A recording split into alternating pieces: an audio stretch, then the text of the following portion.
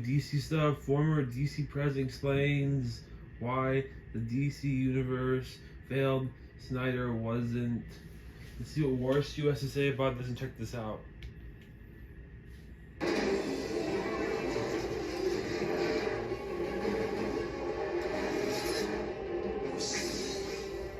In today's video, we're going to go over DC, the downfall of DC, and can DC be revived?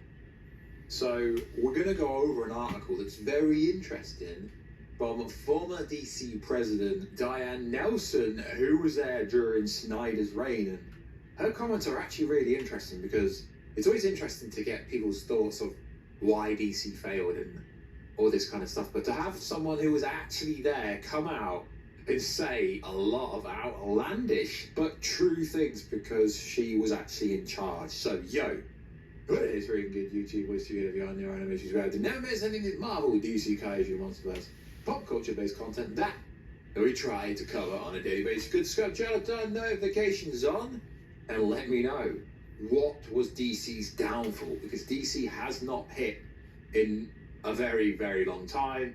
Yes, I did appreciate and like the Snyder stuff, but as a whole, they haven't hit a good movie in a very long time. So there's an article going around the internet with the title of this: DC Comics president thought Joss Whedon's Justice League was terrible. That's interesting.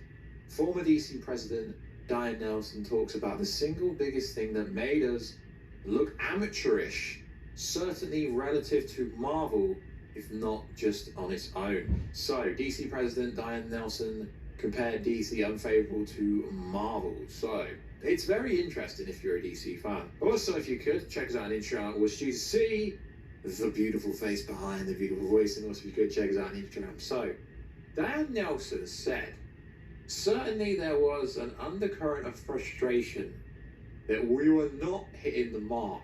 We were not a standalone studio the way Marvel was, but a lot of people seem to think they were. They've only just become independent currently with DC Studios, but are they really independent? We don't know.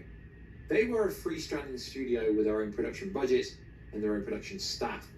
They were really charting their own course, and yeah, Marvel did great up until Phase 4. Of course, they did an amazing job out of it. The fans assumed that we at Warner Bros. Were replicating the organizational structure of Marvel.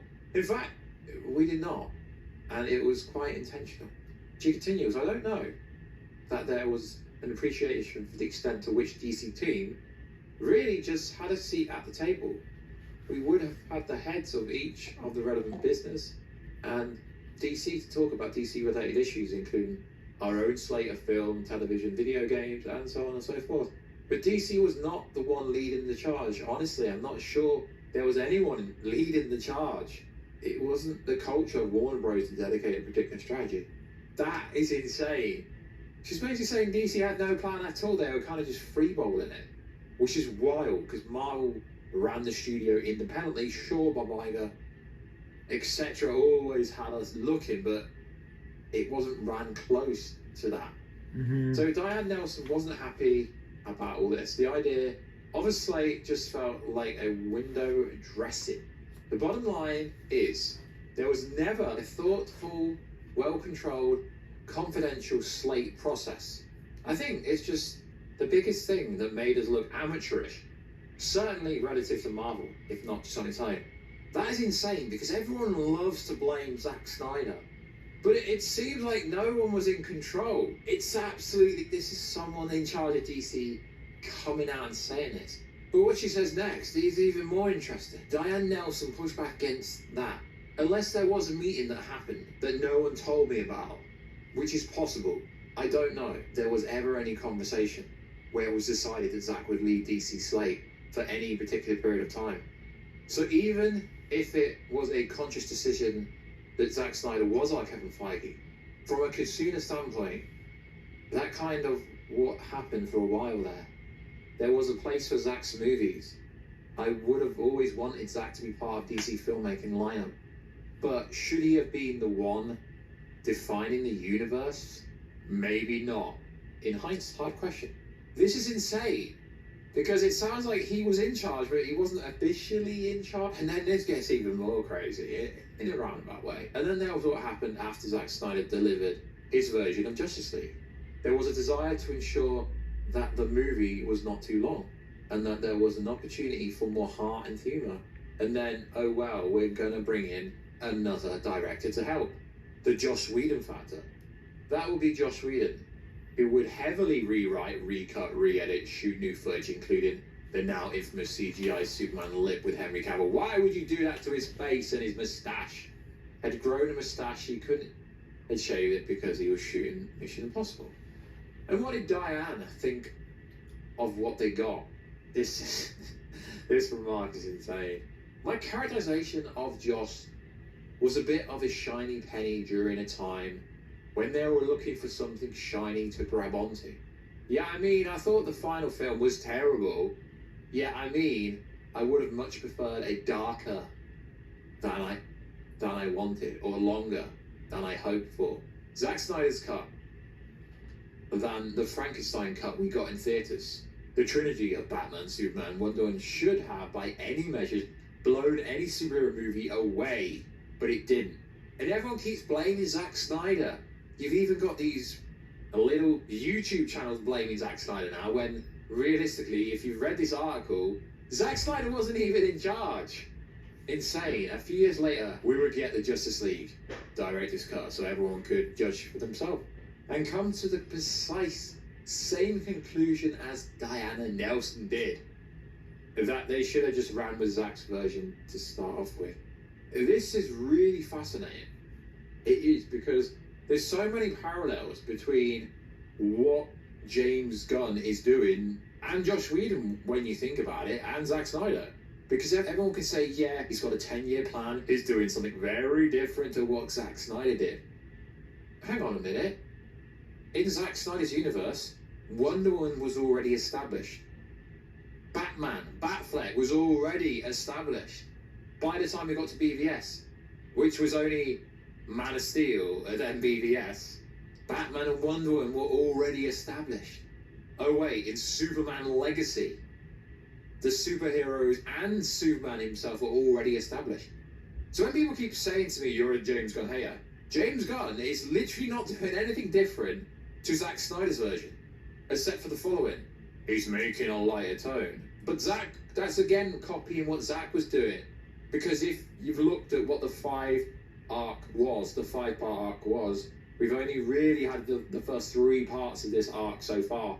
Superman was going to become much lighter.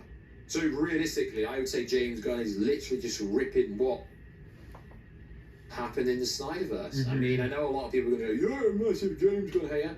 No, I'm really not, but if you look at what he's doing, established superheroes, I mean, if the plot leaks are real, which I have it on record, they're somewhat real. Superman Legacy is a variation of Black Adam and the Suicide Squad. Fascinating. Already established characters in a universe. Sounds a lot like the Snyderverse. And it's very outlandish what Diane Nelson said about Joss Whedon's cut. And she was pretty much in charge at one point. Compares amateurish, certainly relative to Marvel.